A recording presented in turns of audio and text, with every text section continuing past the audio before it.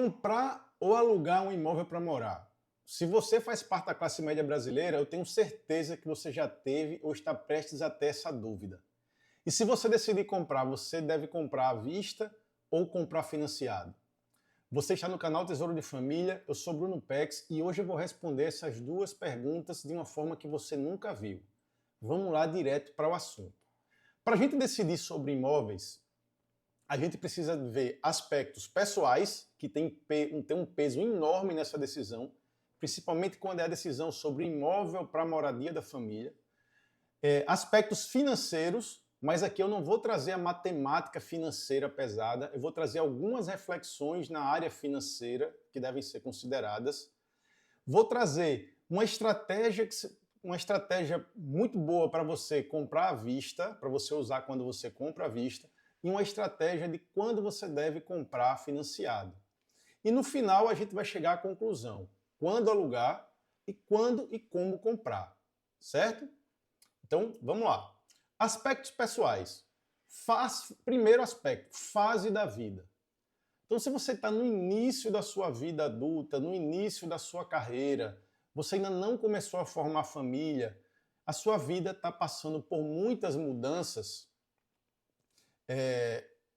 e nessa fase o foco é muito mais na carreira, não no imóvel próprio, né? Você não está preocupado em cuidar do imóvel, de cuidar de imposto, de documentação, você quer focar na sua carreira, nos seus estudos e no início da sua carreira. A sua vida está passando por muitas mudanças. E o pior aqui, uma coisa que é muito importante, no início da sua vida, se você adquire uma dívida grande, como é uma dívida de financiamento, essa dívida pode influenciar nas suas decisões e travar você na hora de você tomar decisões para evoluir na carreira. Então você vai começar a ser mais conservador do que deveria ser, você vai ter medo de arriscar, vai ter medo da mudança, porque você está travado numa âncora aí que é a dívida. Então nessa fase da vida você precisa de flexibilidade. E quando a gente fala em flexibilidade, tudo indica, tudo aponta para o aluguel. E aí vem a segunda fase da vida, a segunda fase principal da vida, que é a consolidação.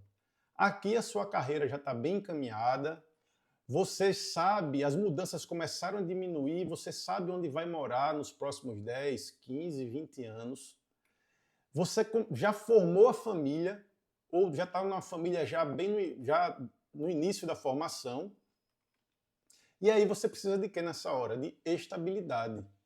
Sua carreira já se estabilizou, você sabe que vai passar 20 anos ali, você já formou a família, casou, teve filho, então você precisa de estabilidade. Nesse momento, começa a fazer sentido você ter a casa própria, certo?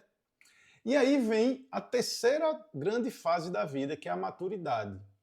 Aqui, os seus filhos já cresceram, já estão independentes, ou você decidiu não ter filhos, né? E se aposentou, está na fase da aposentadoria. Se você está seguindo aqui a filosofia Tesouro de Família, certamente você vai se aposentar lá jovem ainda, com energia e saúde para aproveitar a vida ainda. E aí nessa fase, você precisa de flexibilidade e estabilidade, você precisa de um mix dos dois. Porque assim que você se aposenta, ainda com a idade boa, com saúde, você vai querer viajar, ou vai querer acompanhar os filhos, visitar os filhos. Então você vai querer uma certa flexibilidade, mas também você já não tem mais aquela idade de que se acontecer algum imprevisto, ou de repente você quer encher o saco, quer pousar de novo, você precisa ter a sua estabilidade. Aqui no canal eu tenho um vídeo que fala sobre os marcos financeiros em cada fase da vida, dos 20 aos 60 anos. Eu vou deixar o link aqui na descrição, depois você assiste esse vídeo que eu explico bem detalhadamente essas fases da vida. Então aqui, quando você atinge a maturidade, se aposenta ainda com saúde, começa a fazer sentido também você começa a pensar no downgrade do imóvel. Então se você tinha um imóvel grande, um apartamento gigante, uma casa gigante, porque comportava os filhos, cachorro, e agora a família, os filhos saíram do ninho, né? Os cachorros já morreram, você e seu companheiro, sua companheira, já faz sentido você fazer um downgrade nesse imóvel, vender, comprar um imóvel mais barato, e essa diferença você colocar no fundo da sua aposentadoria para aproveitar ainda mais essa fase da vida. E aí, nessa fase, você quer liberdade. Na primeira fase, você queria uma flexibilidade, porque a sua vida estava mudando muito. Na segunda fase, você requer uma estabilidade, porque a sua vida estacionou ali, você está com os filhos, fazendo os filhos crescer, criando os filhos. E agora, nessa fase, você quer liberdade. Nesse caso aqui, pode-se até pensar no modelo híbrido. Você pode ter, por exemplo, fazer um downgrade do apartamento, da casa, do imóvel, vende, compra um imóvel menor, deixando uma sobra de dinheiro para você investir e usufruir. E se você, de repente, decidir passar um tempo morando em outro lugar, viajando, você pode deixar aquele imóvel alugado. Então, é uma solução híbrida. Você precisa de flexibilidade e estabilidade. Claro que à medida que a idade vai avançando, a gente vai ficando mais velho, a gente tem uma necessidade maior de aquietar, ficar mais no mesmo lugar, e aí você fica na fase só ali da casa própria, curtindo a sua vida da forma que a sua saúde e seu tempo deixar, né? Então, em aspectos pessoais tem a fase da vida, mas tem também as finanças pessoais. Em relação à renda, é claro, se você tem uma renda mais segura, com uma estabilidade de emprego, por exemplo, você é servidor público, é servidora pública, você tem um risco menor do financiamento de longo prazo. Você sabe que a sua fonte de renda não vai desaparecer de uma hora para outra. É muito difícil você ser demitido do serviço público quando você tem um cargo com estabilidade. Então já é um cenário que você deve considerar. Quem tem renda mais segura tem um risco menor do financiamento. Quem tem uma renda mais incerta, um emprego sem estabilidade, talvez não valha esse risco da dívida de longo prazo. Porque é muito comum as pessoas comprarem um imóvel financiado e no meio do caminho acontecer alguma coisa, elas não conseguirem honrar com o pagamento das parcelas, e aí esse imóvel tomado vai para leilão e muitas vezes a pessoa ainda fica com dívida para pagar e sem imóvel para morar. O índice de retomada de imóveis por inadimplência vem crescendo no Brasil. Pode procurar aí no Google. Retomada de imóveis por inadimplência no financiamento imobiliário.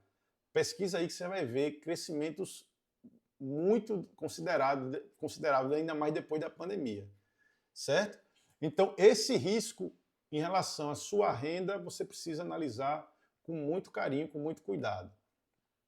Ainda em relação às finanças pessoais, se você tem já uma reserva de emergência montada e as suas finanças estão bem equilibradas, sobrando dinheiro, você já consegue pensar em se planejar para comprar um imóvel, é mais fácil. E aí o ideal é que você tenha o máximo possível para dar entrada e, no caso de financiar, que a parcela do financiamento comprometa o mínimo possível da renda. 10%, 15% no máximo. Os bancos até deixam comprometer 30% da renda. Mas aí quando você coloca 30% da renda só no financiamento imobiliário, você vai viver uma vida sempre com a corda no pescoço, não vai conseguir aproveitar a vida durante esse caminho todo, certo?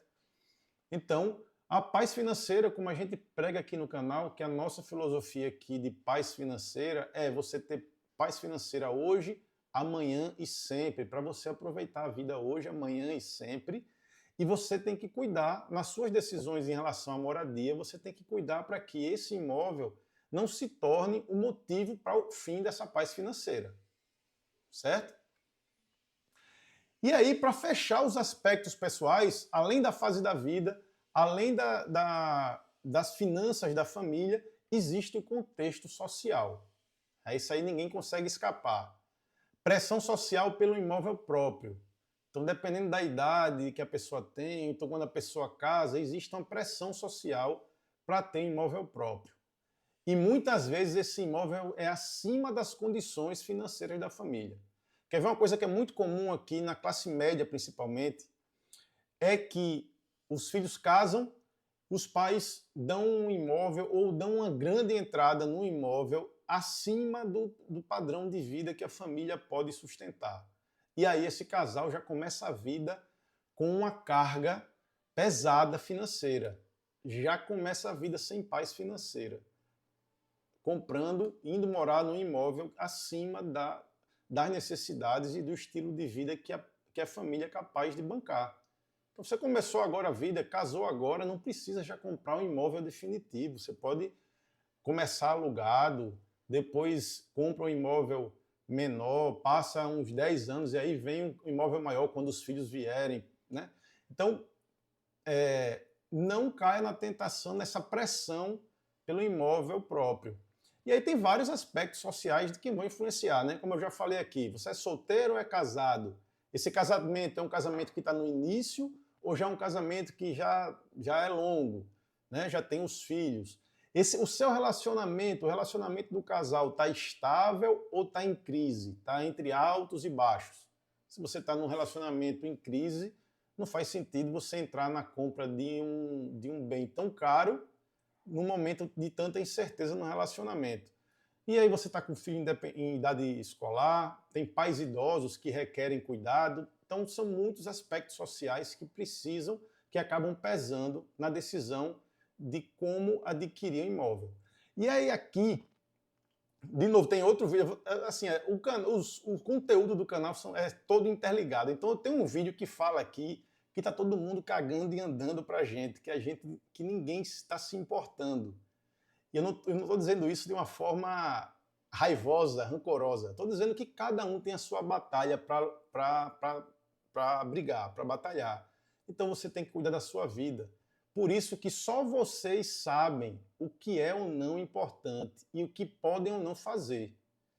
No momento de uma dificuldade, não vem a sociedade pagar suas contas, não. Então vocês é que têm que decidir que tipo de imóvel, onde vai morar e o que você pode fazer ou não, o que dá para comprar e o que não dá, e como você pode comprar ou não, certo? Então, em relação ao contexto social, é muito isso, não cair na tentação, na pressão social. E aí vem os aspectos financeiros. Como eu disse, eu não vou entrar na questão matemática profundamente, certo? Eu vou colocar aqui alguns insights, algumas reflexões em relação a essa área financeira que a gente deve considerar. Primeiro, a gente tem que já acabar com o mito que aluguel é jogar dinheiro fora. Não, aluguel não é jogar dinheiro fora. Aluguel é você considerar a moradia um serviço, não um bem. Então, assim como você paga a internet, paga o seu celular, paga um plano de saúde, paga os serviços para a sua vida, você, no caso do modelo aluguel, você está considerando a sua moradia um serviço, certo? E como serviço, você tem muito menos preocupação com manutenção, com documentação, com impostos, com toda a burocracia que gira você possuir imóvel. Você vai ter menos estresse em administrar esse imóvel, na questão do serviço. Vai ser muito mais fácil você se mudar, por exemplo. É muito mais fácil você sair de um aluguel numa cidade e fazer um aluguel em outra do que você sair do seu imóvel próprio e vendê-lo ou colocar ele para alugar e ir para outra cidade. Você vai ter um trabalho enorme. Se você vender um trabalho grande para vender, demora a vender, ou se você decidir alugar, você vai ter um trabalho para gerenciar inquilino, receber aluguel, é toda uma dor de cabeça. E aí, da mesma forma que no aluguel existe o custo do aluguel, né? No modelo de aluguel você paga o aluguel mensal, quando você está comprando existe custo também. Quando você compra, se você está comprando financiado, você vai pagar os juros e também tem um custo de oportunidade, porque aquele dinheiro que você está pagando, ou você pagou à vista, ou está pagando as prestações, aquele dinheiro poderia estar investido, gerando renda para você. Então não tem para onde correr. Moradia é custo, seja aluguel ou seja financiado. Por isso que eu estou dizendo aqui que a questão financeira matemática não é o mais importante. Você tem que ver a situação, os aspectos mais pessoais. E aí o aluguel faz todo sentido quando a flexibilidade tem mais valor. Como eu já falei aqui antes, é muito mais flexível você morar de aluguel do que você morar numa casa própria, certo? E aí, vamos pensar agora na compra. Compra à vista. Aqui eu repito o tempo todo no canal, quando eu falo sobre compra, sobre financiamento, compra à vista é quase sempre a melhor opção, né? No caso do imóvel, quase sempre. Em outros casos, bem de consumo, sempre é melhor você comprar à vista, matematicamente falando, certo? Mas, como eu disse, existem outros aspectos. E aí, se você tem dinheiro para comprar à vista, tem uma estratégia que eu uso aqui que chama autofinanciamento. Então, você tem o dinheiro para comprar à vista, você vai pegar aquela reserva tua toda, vai raspar a reserva para comprar o imóvel à vista, porque tem uma vantagem financeira também, né? E menos riscos. Mas aí, o que você faz? Você faz o autofinanciamento. É como se você fosse o banco que está emprestando dinheiro para você mesmo para comprar o imóvel. E aí, eu vou mostrar aqui uma simulação do autofinanciamento, que é o seguinte. Imagine o seguinte. Foi o que eu fiz aqui.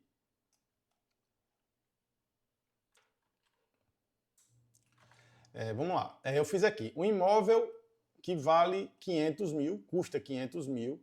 Eu coloquei 100 mil reais de mobília inicial e eu defini que eu vou pagar 0,4% do valor do imóvel em aluguel. Então o aluguel começa com 2 mil reais, certo?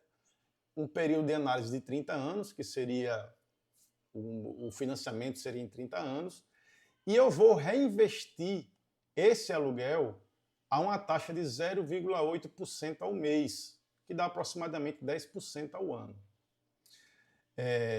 Eu estou colocando que o imóvel vai valorizar igual à inflação, então 5% de valorização, a inflação também estou considerando 5%. Eu estou reajustando o valor do aluguel 6% ao ano, então todo ano esse aluguel que começa em 2.000, ele se reajusta em 6%. E eu estou colocando também aqui que a cada 5 anos a gente gaste 5% do valor do imóvel em reformas. E aí, o que é que acontece nesse cenário? Eu, no dia zero, né, lá quando eu pego o imóvel, eu vou desembolsar os 600 mil, que é o 500 mil do valor do imóvel, mais 100 mil da mobília.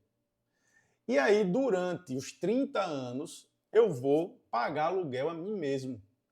Eu vou começar com os 2 mil e esse aluguel vai subindo ano a ano, 6% ao ano. Eu vou acabar lá no 30º ano pagando 10.836 de aluguel. Só que aí eu pego esse aluguel que eu pago mensalmente e invisto a uma taxa de 0,8% ao mês, certo? No final dos 30 anos, eu desembolsei ao todo 1.900.000 aproximadamente. Só que como eu reinvesti esse dinheiro, eu vou ter um saldo no futuro de 7.380.000. Então eu já vou ter esse saldo lá, 7.380.000. Veja o poder dos juros a nosso favor.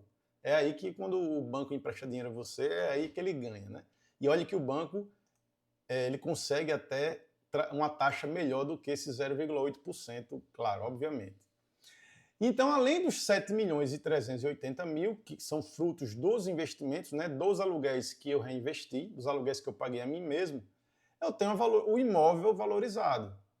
Eu mantive o imóvel sempre reformado, gastando lá os 5% a cada 5 anos. Né? E aí então, eu coloquei que o imóvel vai valorizar pelo menos a inflação. Então, no final dos 30 anos, o imóvel que era 500 mil vai estar valendo 2.160.000, tá? Então eu vou ter lá 7 milhões mais 2 milhões, 9 milhões e meio na conta, certo? Então no final de 30 anos eu vou ter 9 milhões e meio na conta, porque eu me financiei, eu me emprestei 600 mil no início, paguei aluguel durante 30 anos, eu vou ter 9 milhões na conta. Só que, vamos lá, não é só, nem tudo é receita, né? Existe o custo também. Primeiro custo, eu gastei 100 mil reais para a mobília. Então, no final de 30 anos, esses 100 mil reais, se eu não tivesse gasto, eles estavam valendo 1.760.000. E tem os custos das reformas durante os 30 anos. A cada 5 anos, um custo, uma reforma que vale equivalente a 5% do valor do imóvel. Então eu gastei 1.260.000 de reformas. No final dos 30 anos, eu tive um custo com o imóvel, com a mobília inicial e com as reformas, de 3 milhões de reais.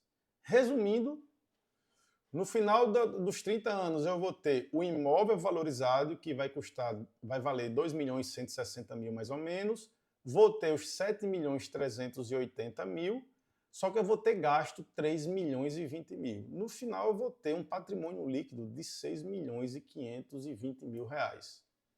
Veja o poder dos juros a favor, por isso que eu tenho fobia de fazer os juros trabalhar contra mim, sempre os juros a meu favor, certo? Mas aí você vai dizer, Bruno, mas é 6 milhões daqui a 30 anos. Então precisa considerar a inflação. Beleza. Considerando a inflação, que eu coloquei lá 5% ao ano para fazer a estimativa, eu vou ter um patrimônio líquido real de 1.508.000. Então veja que eu passei 30 anos morando num imóvel que se mantém reformado, porque a gente considerou os custos com a manutenção desse imóvel, e lá no final eu tive moradia durante 30 anos e ainda sobraram 1.500.000 na conta, certo? Então esse é o poder dos juros trabalhando a seu favor. Essa é uma estratégia de autofinanciamento que eu uso bastante, mas atenção, essa estratégia é uma estratégia de padrão, de nível avançado, digamos assim, é quando você está com as finanças muito redondinhas, quando você tem muita disciplina para você se emprestar o dinheiro e se pagar, certo? Mas funciona não só para financiamento imobiliário, mas qualquer tipo de financiamento que você for fazer. Então é isso. Se for para comprar à vista, você vai esvaziar a sua reserva, mas você vai repor essa reserva pagando aluguel a si mesmo, certo? Vamos lá, voltando aqui, se for financiado, você precisa olhar os juros e, o mais importante, o risco de dívida, como eu já falei, né? Se você não conseguir pagar, se tiver algum imprevisto no meio do caminho, você não conseguir honrar com as prestações, o risco de você perder o imóvel, ficar sem moradia e ainda ficar com a dívida para pagar é grande. Tem que ter muito cuidado. Porém, eu vejo um cenário em que faz sentido investir, claro, com risco calculado, dependendo da sua situação financeira, da sua realidade financeira. Vale a pena usar o financiamento como uma ferramenta de trava de preço. É como se eu estivesse comprando opções no mercado ou títulos no mercado futuro. Mas não vamos entrar em detalhes do mercado financeiro, não. É uma trava de preço. Então imagine que você mora numa cidade que os imóveis vão começar, você acha que os imóveis vão começar a dar um boom de preço, o preço vai aumentar muito rápido. E aí vai ser difícil você juntar o dinheiro, pagar aluguel e juntar dinheiro ao mesmo tempo para acompanhar esse crescimento no valor dos imóveis. Então faz sentido você financiar como uma trava do preço. Aqui em Maceió é um exemplo claríssimo disso, né? Eu moro em Maceió e Maceió teve duas coisas que impactaram o mercado imobiliário aqui em Maceió. Primeiro foi o caso da Braskem, que tirou material na mineração, tirou material do solo e acabou afundando o solo de um bairro, e um bairro inteiro teve que ser deslocado de Maceió, as pessoas tiveram que sair de um bairro, foram indenizadas e usaram essa indenização para comprar os imóveis para morar em outro bairro. Então isso daí já dá uma inflacionada no mercado imobiliário. Junto a isso veio a pandemia e muita gente decidiu vir morar na praia. E uma das cidades mais procuradas pela galera que veio morar na praia foi Maceió e João Pessoa. É a história que a gente ouve aqui no Nordeste, né? Quando a gente conversa aqui. Muita gente para Maceió e para João Pessoa. E aí os imóveis também crescem. Então, depois da pandemia, os imóveis aqui deram um boom. Então, se o cara estava juntando dinheiro para comprar um imóvel, mas ele deu esse crescimento, teve um crescimento muito grande do preço, o cara não conseguiu acompanhar essa corrida aí pelo imóvel. Só que ele podia fazer o quê? usar o financiamento como uma trava de preço. Ele vai, compra o imóvel naquele momento, o financiamento, você financia aquele valor, e aí você, obviamente, vai pagar juros. Nada é de graça. Os juros que você está pagando é justamente os juros por você travar o preço naquele valor. E aí você precisa correr para quitar o mais rápido possível. Só assim eu vejo sentido em financiamento. É você usar o financiamento como uma ferramenta para travar o preço para você, e depois que você travar esse preço, você correr para quitar e pagar o mínimo de juros possível. Aqui, a gente financiou em 30 anos, e aí a gente pagou em 9, poderia ter pago até menos. Se eu tivesse a filosofia aqui, Tesouro de Família, como eu conto aqui no canal, a gente começou em 2018. Se tivesse começado antes, a gente teria quitado antes. Mas, enfim, a gente conseguiu quitar o financiamento de 30 anos em 9 anos. Certo? E aí vamos para as conclusões. Tá? Então, se você ficou até aqui, muito obrigado. Vamos resumir e concluir. Não esquece de curtir o vídeo, de comentar qualquer dúvida aí e de compartilhar aí com seus amigos e parentes que estão nesse dilema aí, comprar ou alugar. Então, resumindo, em geral, comprar à vista é a melhor opção. Comprar à vista é a melhor opção. Isso aí é um mantra que tem aqui no canal. Porém, no caso de imóveis, quando você fala em imóveis para a família morar, os aspectos pessoais pesam demais na decisão. Todos aqueles aspectos pessoais, né? Em questão de fase da vida, em situação financeira da família, da organização financeira da família e todo o contexto social. Isso pesa mais do que a parte financeira, se vale a pena mais financeiramente um cenário ou outro, certo? Outra coisa difícil para a gente bater o martelo e chegar aqui num vídeo desse e dizer, dar uma conclusão genérica para todo mundo, que vai se aplicar a todo mundo, é que o mercado de imóveis é muito cíclico, ele é muito regional e imprevisível. Então, como eu falei, numa cidade o mercado de imóveis é totalmente diferente do outro. Então não dá para a gente matematicamente chegar aqui e dizer, ó, o melhor cenário é esse. Não dá. E as condições e preços de imóveis têm infinitas variações. Cada imóvel é uma coisa única, tem uma situação única. Cada caso é um caso. Por isso que é impossível dar um parecer matemático genérico. Qualquer vídeo no YouTube que chegue aí e crave um cenário que seja melhor do que o outro, está cometendo um erro que pode ser perigoso. Não dá para matematicamente fechar um cenário que se atenha a todo mundo, muito pelas questões pessoais que eu falei aqui e pelo aspecto muito variado do mercado imobiliário. Mas e aí? Qual é a resposta? Comprar ou alugar? Eu acho que a resposta já foi dada durante o vídeo todo, mas fechando. Se a sua situação é de incerteza e de muitas mudanças e você necessita de flexibilidade, então, se você está numa fase da vida que tem muitas mudanças, se você está numa situação no relacionamento do casal que está com muita incerteza, muitos altos e baixos, se você está no início da carreira e requer flexibilidade, então qualquer situação da sua vida que seja de incerteza e de flexibilidade, se a sua vida está nessa situação, é alugar. Alugue e poupe para quando chegar na fase de estabilidade, de certeza e estabilidade e menos mudanças, você conseguir comprar. Então é muito simples. Se você está num cenário de vida que a vida ainda está muito incerta, que muitas mudanças estão para vir, não tem o que pensar. Alugue e vá poupando o dinheiro que der para você poupar. Mas se a sua fase, a sua situação, a fase da vida, a situação financeira já está mais estável, você já sabe o que quer, onde vai ficar, você está no momento que você está criando seus filhos, você já está com as finanças organizadas, você está com pais idosos que vão precisar de cuidado aí por um bom tempo, você requer estabilidade, então você compre. E aí como é que você compra?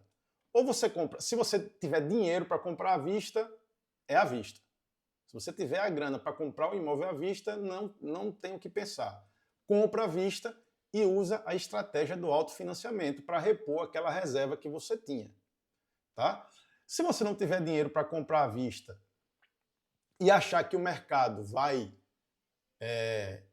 bombar e você tiver nessa fase de certeza e estabilidade, faz sentido você financiar para travar o preço e correr para quitar o mais rápido possível, certo?